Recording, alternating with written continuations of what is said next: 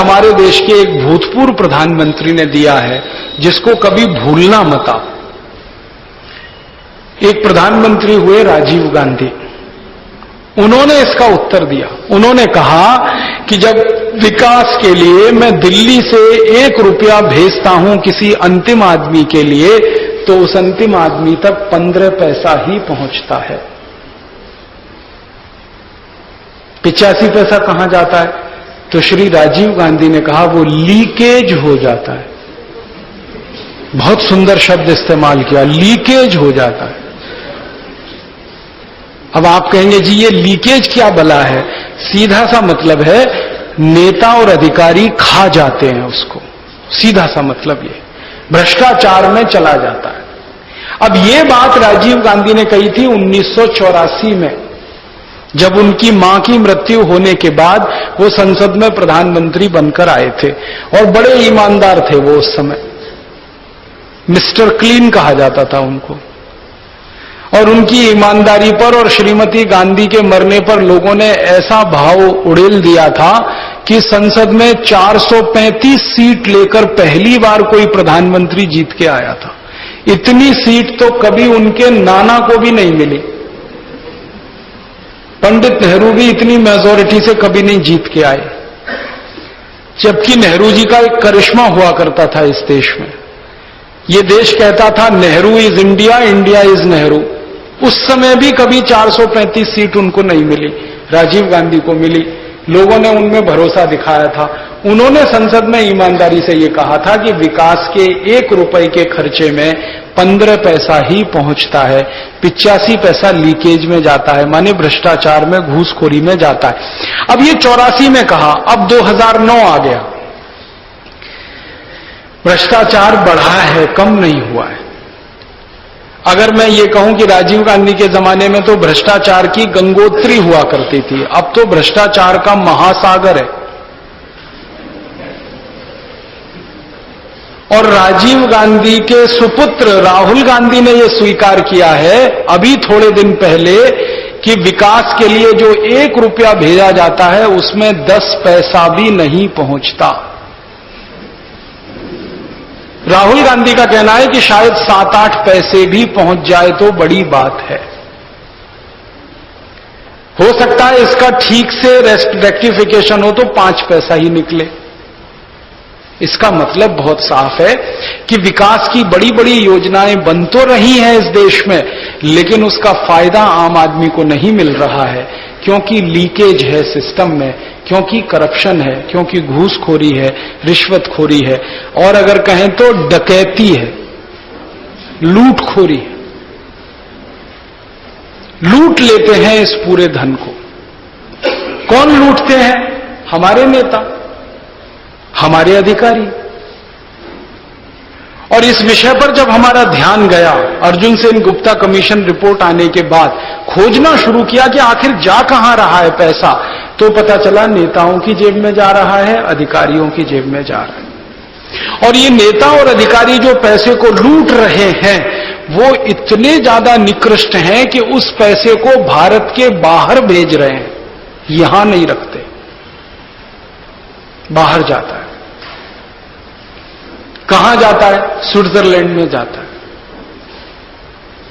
Switzerland नाम के देश में कुछ बैंकें हैं जिनको स्विस बैंक्स कहा जाता है, वहां पैसा जमा करते हैं ये लूट का।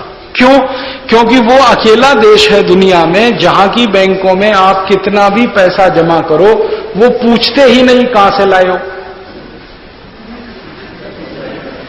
सोर्स की बात ही नहीं करते। वो तो कहते कर रख दो, जितना है रख दो, 10 करोड़ 20 करोड़ 50 करोड़, और वहां डॉलर्स में बात होती है, रुपए का बात ही नहीं। स्विस बैंकों में खाता खोलना बहुत आसान है। हिंदुस्तान में उनके हजारों एजेंट हैं। किसी एक एजेंट से मैं आपकी बात कराऊं, आप फोन पे बात करिए, कल अकाउंट खुल जाएगा आपका।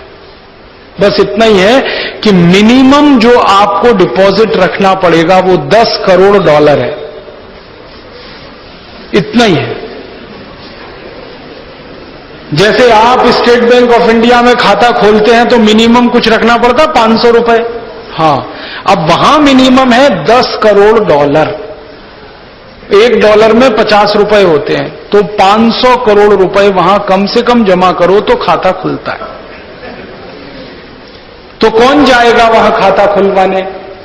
निश्चित है जिसके पास 500 करोड़ से ऊपर होगा वही तो जाएगा। ऐसे लोग हैं इस देश में। और आपको सुन के हैरानी होगी कि ऐसे लोग कौन हैं? टाटा बिरला डालमिया धीरूभाई अंबानी है तो उसमें क्या है, वो तो उद्योगपति हैं, वो तो उद्योग करते हैं, व्यापार करते हैं, धंधा करते हैं, कमाते हैं। उनके पास 500-700 हजार करोड़ होना तो सामान्य बात है। मुझे तो हैरानी ऐसे लोगों पर होती है कि जो चाय की दुकान भी नहीं चलाते उनके पास है। जिंदगी में कभी जिन्होंने चाय की दुकान नहीं चलाई उनके पास हजारों करोड़ है। जिन्होंने कभी परचून की दुकान भी नहीं खोली उनके पास भी है। जिन्होंने कभी सब्जियां भी नहीं बेची उनके पास भी है। जिनके घर में कोई बिजनेस नहीं है उनके पास भी है। जिनके घर में कोई उद्योग नहीं है उनके पास भी है। कहां से आ रहा है भाई? बस यही है कि जिनके घर में ना कोई बिजनेस है, ना कोई उद्योग है, ना कोई व्यापार है, उनके पास भी हजारों करोड़ है। वो इसलिए है कि वो भारत की सत्ता व्यवस्था में भागीदार हैं, बस इसलिए। मतलब हमारे देश के नेताओं के पास हजारों करोड़ की संपत्ति है। हमने कुछ नेताओं की जन्म कुंडली बनाना शुरू किया है और वो जन्म कुंडली ऐसी कि आजादी जब आई तो इनके घराने ने क्या कुर्बानी दी ये पहले पता करो। कोई मरा इनका आजादी की लड़ाई में, कोई शहीद हुआ इनका आजादी की लड़ाई में। इन्होंने कभी कोई अपना बेटा हिंदुस्तान की सीमा की रक्षा करने के लिए फौज में भर्ती करा, या इन्होंने कभी कोई अपने बेटे को देश की आंतरिक सुरक्षा के लिए दांव पे लगाया? तो पता चला कुछ नहीं किया इन्होंने। ना आजादी की लड़ाई में उनका घर शामिल था, ना आजादी की लड़ाई में उन्होंने कोई कुर्बानी दी, ना कोई शहादत दी, ना उनके परिवार में किसी ने फौज में नौकरी की, ना देश की सुरक्षा, ना आंतरिक ना बाहरी, कुछ किया ही नहीं। फिर भी हजारों करोड़ है उनके पास, बस इसलिए कि वो कुछ दिन एमपी हो गए, कुछ दिन एमएलए हो गए, कुछ दिन कॉर्पोरेटर हो गए, कुछ दिन मिनिस्टर हो गए, कुछ दिन चीफ मिनिस्टर हो गए, कुछ दिन फाइनेंस मिनिस्टर हो गए, बस इसलिए। दुख और दर्द इस बात का है कि जिन परिवारों ने आजादी की लड़ाई में कोई योगदान नहीं दिया, जिनके घर से किसी की कुर्बानी नहीं हुई, किसी ने शहादत नहीं दी, जिनके परिवार का कोई बेटा बेटी फौज में जाके कभी शहीद नहीं हुआ, उन्हीं के हाथ में इस देश की सारी मलाई और सत्ता है। वही लूट के खा रहे हैं इस देश को, और लूट के खा ही नहीं रहे हैं, उस लूटे हुए धन को विदेशों में ले जाकर जमा कर रहे हैं। कितना बड़ा क्राइम है आप जानते हैं? आपसे अगर गलती हो जाए तो सरकार जेल में ठोक देगी, आप बाहर नहीं निकल पाएंगे। ये गलती हो जाए कि आपकी कमाई का हिस्सा आपने विदेशों में जमा करके रखा है, क्राइम है ये। लेकिन हमारे बड़े बड़े नेता ये क्राइम रोज करते हैं, किसी को जेल नहीं होती, किसी को पुलिस नहीं पकड़ती, किसी के घर छापा नहीं पड़ता, सीबीआई की रेड नहीं होती, इनकम टैक्स की रेड नहीं होती, क्योंकि वो सत्ता व्यवस्था में शामिल। और इनमें कई नेता तो ऐसे विचित्र हैं, जिसकी भी सरकार आ जाए उनकी बल्ले बल्ले। कुछ खानदान इस देश में ऐसे हैं जिन्होंने अपने भाई भतीजों को हर पार्टी में फिट किया हुआ है। अम्मा एक पार्टी में, बेटा दूसरी पार्टी में, बेटे का बेटा तीसरी पार्टी में। देख लो आप, नाम लेने की जरूरत नहीं है, आपको अच्छे से समझ में आ जाएगा। ऐसे परिवार तो जिसकी भी सरकार आ जाए, किसी न किसी पार्टी की तो आएगी, तो उनकी तो मजे बल्ले बल्ले। राज्यों में भी ऐसे हैं, केंद्रों में भी ऐसे हैं। मतलब सीधा सा है, लूट का माल उनके घर में आते रहना चाहिए, इसका पूरा चाक चौबंद इंतजाम उन्होंने किया हुआ है। और इतनी बेदर्दी से लूटते हैं ये लोग कि हिंदुस्तान के डकैत भी इनके सामने फीके। मैं कभी कभी याद करता हूं, इस देश में एक डाकू माधो सिंह होता था, एक डाकू मोहर सिंह होता था, एक डाकू जालिम सिंह होता था, जो लूटते थे घरों में जाकर पैसा। लेकिन उनके जीवन का एक दूसरा पक्ष भी था। वो लूटते थे और गरीबों में जाके बांटते थे। ये उनके जीवन का दूसरा पक्ष था। वो रॉबिन हुड थे हमारे सोसाइटी के। वो देखते थे कि कोई करोड़पति है, इसके यहां से लूटो, और गरीबों की बेटियों की शादियां करवाया करते थे। माधो सिंह ने हजारों बेटियों की शादियां कराई हैं, मोहर सिंह ने भी कराई, जालिम सिंह ने भी कराई। अब हम उनको डकैत कहते हैं। अमीरों से लूट के गरीबों को देने वालों को डकैत कहा जाता है। तो इनको क्या कहें? जो आधुनिक जमाने के माधो सिंह, मोहर सिंह और जालिम सिंह, ये तो लूटते हैं, गरीबों पर तो एक पैसा खर्च नहीं करते, लूट कर ले जाकर इसको स्विस बैंकों में जमा करके रखते हैं अपने कुत्ते बिल्लियों के नाम से। अकाउंट भी उनके ऐसे ही नामों से, कुत्ते के नाम से, बिल्ली के नाम से, किसी और के नाम से। इन पर हम लोगों ने जब रिसर्च की तो पता चला कि ये लोग 10, 20, 100 नहीं है, इनकी संख्या हजारों में है। भारत के भ्रष्ट नेता और भ्रष्ट अधिकारी जिनके स्विस बैंक में खाते हैं, वो 80,000 नाम हैं। 1-2 नहीं है, 80,000। आप बोलेंगे जी कैसे पता चला? स्विस बैंक वाले तो बताते नहीं। बात बिल्कुल सही है, वो नहीं बताते। जब तक कि उनके ऊपर कोई मुसीबत ना आए वो नाम नहीं बताते, इसी का पैसा लेते। स्विस बैंक बड़े इंटरेस्टिंग बैंक हैं। वो जो जमा पूंजी होती है ना, उस पर ब्याज नहीं देते, उल्टा सर्विस चार्ज लेते हैं जमा करने वाले से। बदले में सीक्रेसी मेंटेन करते हैं, यही है बस। वो बताते नहीं जल्दी। तो हमको भी नहीं बताया, हम बहुत पीछे पड़े, नहीं बताया। फिर हमने दूसरा रास्ता निकाला पता करने का। वो रास्ता क्या निकाला कि भारत से स्विट्जरलैंड कौन कौन जाता है ये पता लगाओ। एयरपोर्ट पर हमने हमारे लोग लगाए। Delhi airport, Bombay airport, Madras airport, Calcutta airport, Bangalore airport, जहां से डायरेक्ट फ्लाइट है स्विट्जरलैंड की। इनडायरेक्ट वाली तो अभी हमने बात ही नहीं की। जहां से स्विट्जरलैंड को सीधे फ्लाइट होती है, ज्यूरिख जाती है, जिनीवा जाती है, वो एयरपोर्ट का हमने निकाला आंकड़ा, कितने लोग हैं जो स्विट्जरलैंड यात्रा करते हैं। तो पता चला वो तो 1 लाख से ज्यादा हैं हर साल जो यात्रा करते हैं। इन 1 लाख में से 20,000 ऐसे हैं जो पहली बार और आखिरी बार यात्रा करते हैं। एक बार जाएंगे, देखेंगे, फिर दोबारा नहीं जाते। वो घूमने वाले लोग हैं, टूरिस्ट हैं। उनमें ज्यादा लोग हनीमून मनाने वाले हैं। शादी हुई, स्विट्जरलैंड चले गए। उनको हमने पूछे, इंटरव्यू लिए कि आप क्यों नहीं गए दूसरी बार? तो उन्होंने कहा रखा क्या है वहां, पहली बार गए थे, हमने नाम सुना था, लेकिन गए तो वहां कुछ नहीं। क्यों? वो कहते हैं स्विट्जरलैंड से ज्यादा सुंदर तो पंचमढ़ी है अपना, उससे ज्यादा सुंदर तो डलहौजी है, उससे ज्यादा सुंदर तो उत्तराखंड है, उससे ज्यादा सुंदर तो जम्मू कश्मीर है। वो कहते हैं इतने स्थान है अपने भारत में जो बहुत सुंदर हैं, हमने तो नाम बड़े और दर्शन थोड़े ये पाया वहां जाकर। फिर वो दूसरी समस्या बताते हैं। वो कहते हैं 2 घंटे की कार ड्राइव करो तो देश ही खत्म हो जाता है। इतना छोटा सा देश है, बैतूल जिले से भी छोटा। 2 घंटे कार चलाओ उत्तर से दक्षिण, देश की सीमा खत्म हो जाती है। उद्योग कोई है नहीं उस देश में, व्यापार कुछ होता नहीं है, ट्रेडिंग कुछ नहीं है, कोई ट्रेडिंग एक्टिविटी नहीं है, और इंडस्ट्री कोई नहीं है। फिर भी दुनिया में हाईएस्ट इनकम ग्रुप में वो देश आता है। पर कैपिटा इनकम में स्विट्जरलैंड हाईएस्ट है पूरी दुनिया में। उनके आदमी की 1 साल की जो आमदनी है वो दुनिया में किसी देश के आदमी की नहीं है। तो इंडस्ट्री है नहीं, बिजनेस कोई है नहीं, ट्रेडिंग चलती नहीं, खेती कुछ होती नहीं, क्योंकि साल में 8 महीने बर्फ पड़ती है, खेतों में बर्फ जमा रहती है, घास का तिनका भी नहीं उग सकता, तो खेती नहीं है। अब कुछ नहीं है तो हाईएस्ट इनकम कहां से है?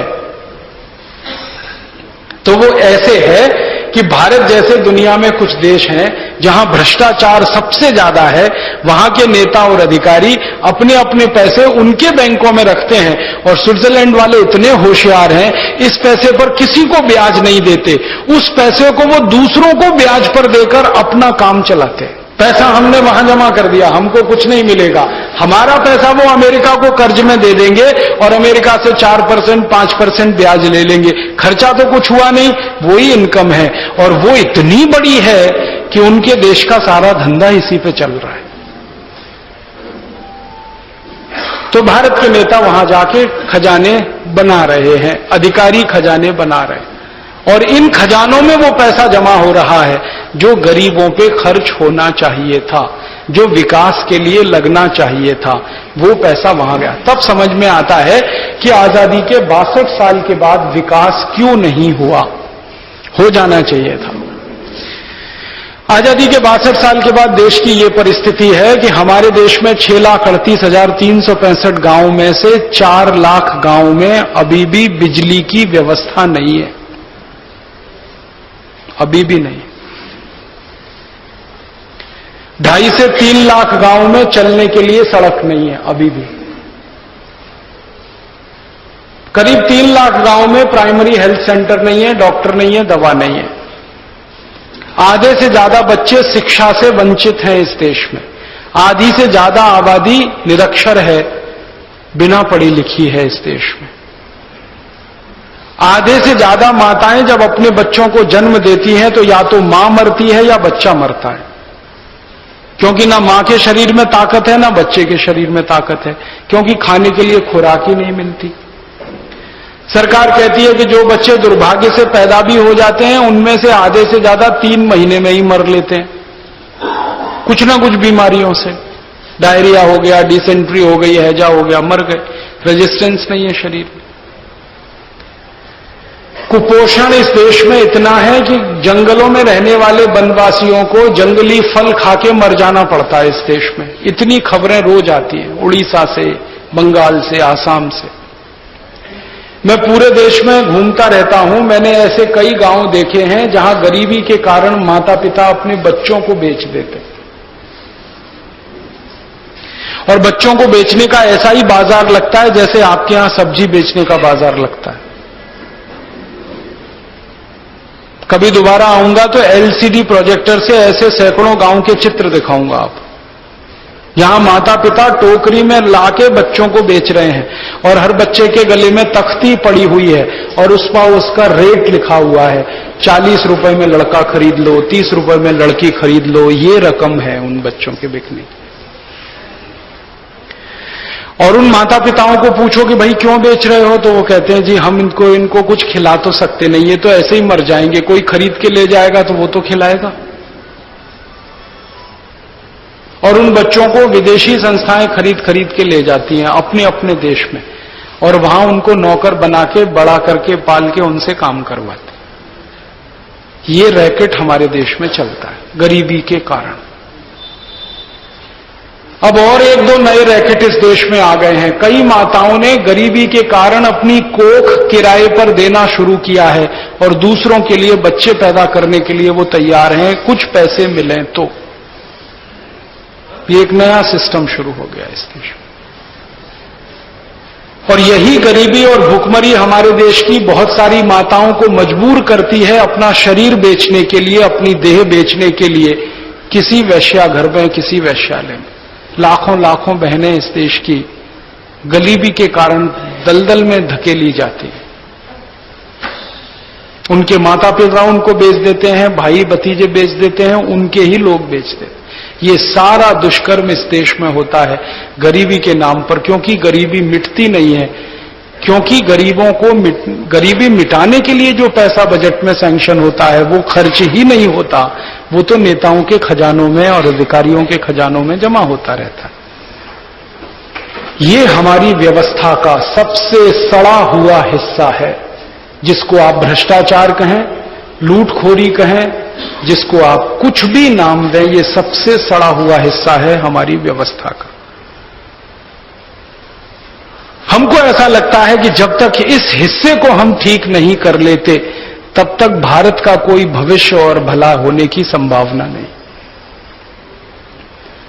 तो हमने इसी सड़े हुए हिस्से को ठीक करने के लिए ये भारत स्वाभिमान नाम का अभियान शुरू किया है। ये जो भारत स्वाभिमान का ट्रस्ट बना है, ये इसी बात के लिए बना है कि हमारे देश का ये जो आर्थिक और राजनीतिक भ्रष्टाचार है, जो लूट लूट कर लाखों करोड़ों रुपए इस देश से ले जा रहा है, विदेशी बैंकों में जमा कर रहा है, इसको बंद किया जाए, इसको रोका जाए। आपके मन में एक प्रश्न आ सकता है कि कितना लूट लिया, उसका हिसाब निकाला। 62 साल आजादी के बाद इस देश के नेताओं ने जो धन लूटा, 80,000 बैंक अकाउंट जो स्विट्जरलैंड में हैं, उनमें जो पैसा जमा है वो करीब 72,80,000 करोड़ रुपए है। डॉलर में बात करूं तो 1,500 अरब डॉलर है, 1,500 बिलियन डॉलर है। बिलियन माने 100 करोड़, 1 बिलियन। 1,500 अरब डॉलर है जो स्विस बैंकों में जमा है, हमारे नेताओं का, अधिकारियों का। रुपए में करीब 72 लाख करोड़, 72,80,000 करोड़ है। इसके अलावा स्विट्जरलैंड के आसपास में कुछ और देश हैं छोटे छोटे। एक देश है, उसका नाम है लीचेस्टन, जर्मनी के पास है, वहां भी ऐसे ही खाते हैं। एक छोटा सा देश है, उसका नाम है पनामा, वहां पर भी ऐसे खाते हैं। एक छोटा सा देश है गिनी बिसाऊ, वहां भी ऐसे खाते हैं। तो ऐसे छोटे छोटे कुछ 77 देश और हैं, वहां भी ऐसे ही अकाउंट्स हैं, वहां भी भारतवासियों के खाते हैं, और उन खातों में करीब 35 लाख करोड़ और जमा है। मतलब सीधा सा ये है कि 110 लाख करोड़ रुपया हिंदुस्तान की आजादी के आने के बाद पिछले 62 साल में इस देश से लूटा गया है और विदेशी बैंकों में जमा है। अब पिक्चर पूरा क्लियर हो गया कि आजादी के 62 साल बाद भी विकास क्यों नहीं हुआ, क्योंकि विकास के लिए जो धन आवंटित हुआ वो तो लुटकर विदेशी बैंकों में चला गया। अब दिल में अफसोस और दर्द इस बात का है कि जब अंग्रेज आकर इस देश को लूटते थे तो हम पत्थर रखते थे अपने दिल पर और ये कहा करते थे कि काश ये अंग्रेज चले जाएं, इस देश की लूट बंद हो जाए। अंग्रेजों ने बहुत लूटा है इस देश को, आपको अंदाजा है या नहीं पता नहीं। मैं तो इस समय इतिहास का विद्यार्थी हूं और इतिहास को दस्तावेजों के आधार पर पढ़ने का कोशिश कर रहा हूं। पिछले कुछ 12-15 वर्षों में 50,000 से ज्यादा दस्तावेज मेरे हाथ लगे हैं, British parliament, house of Commons के, हाउस ऑफ लॉर्ड्स के।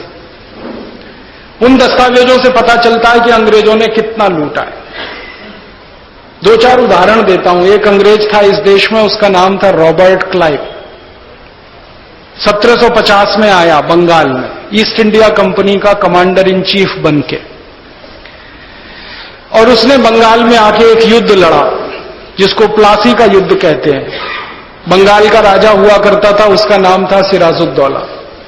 तो उसने सिराजुद्दौला के सामने एक पेशकश की थी कि मुझे बंगाल में व्यापार करने का लाइसेंस चाहिए। सिराजुद्दौला ने मना कर दिया था।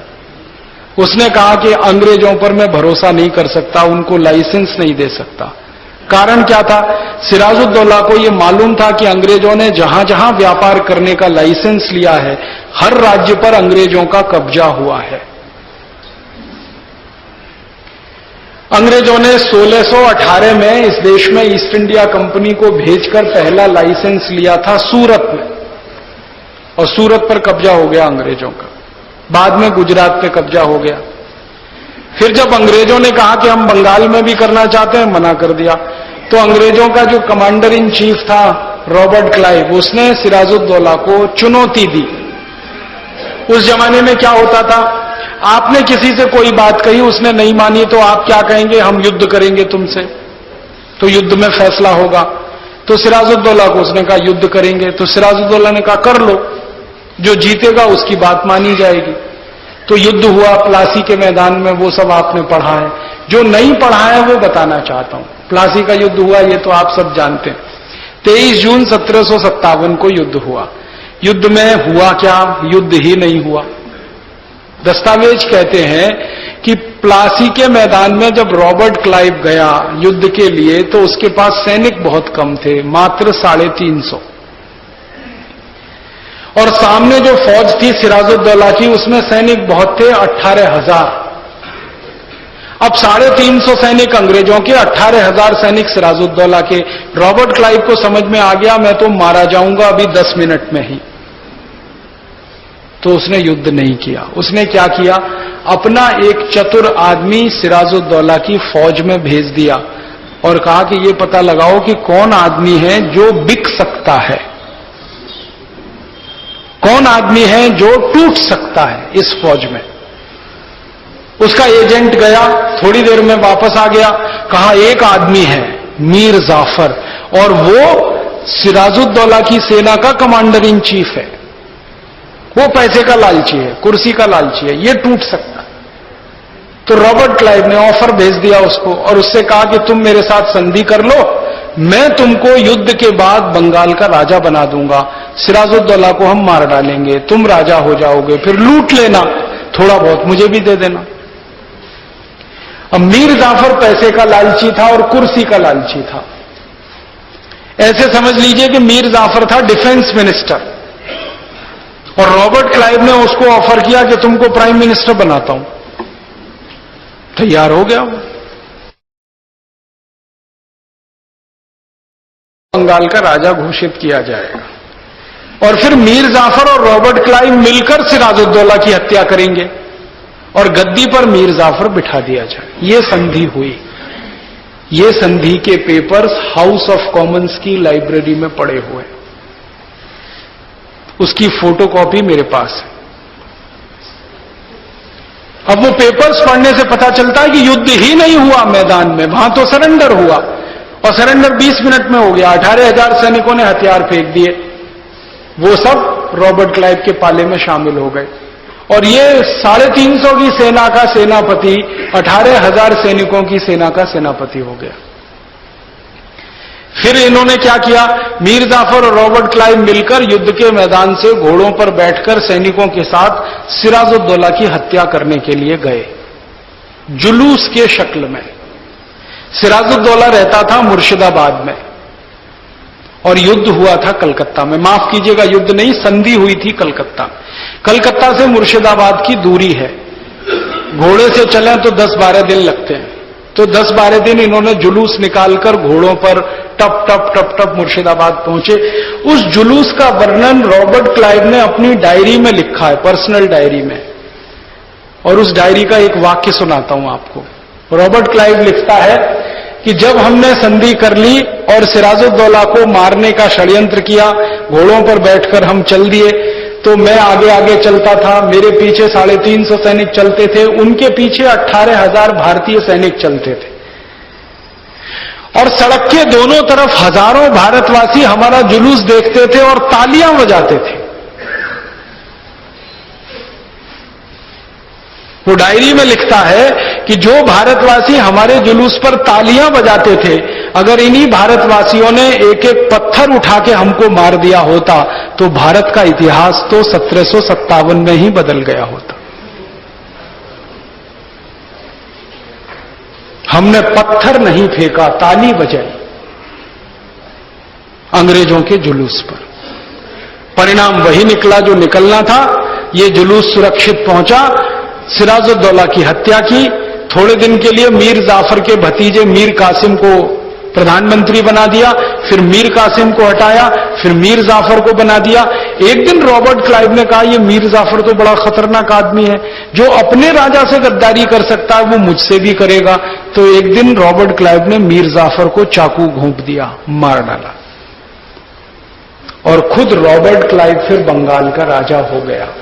उसी दिन से ईस्ट इंडिया कंपनी का शासन इस देश में शुरू हो गया और उसी दिन से गुलामी हमारी शुरू हो गई। अब इस गुलामी की कहानी में एक बात ध्यान देने की है कि अगर देश और समाज में एक गद्दार पैदा हो जाए तो पूरा देश गुलाम हो जाता है। एक मीर जाफर ने पूरे देश को गुलाम बना दिया। मैं बार बार यही सोचता हूं कि अगर मीर जाफर नहीं होता तो क्या होता। तो रॉबर्ट क्लाइव तो मारा जाता पहली ही बार में, और वो मारा जाता तो उसके 350 सैनिक मारे जाते, तो ईस्ट इंडिया कंपनी मारी जाती, तो वो भाग जाते वापस और ये देश गुलाम नहीं होता, इस देश की लूट नहीं होती, आजादी की लड़ाई नहीं लड़नी पड़ती, 7,32,000 क्रांतिकारियों को बलिदान नहीं कराना पड़ता, करोड़ों हिंदुस्तानियों को अंग्रेजों के अपमान का शिकार नहीं होना पड़ता, अगर मीर जाफर नहीं होता। लेकिन मीर जाफर ने देश का इतिहास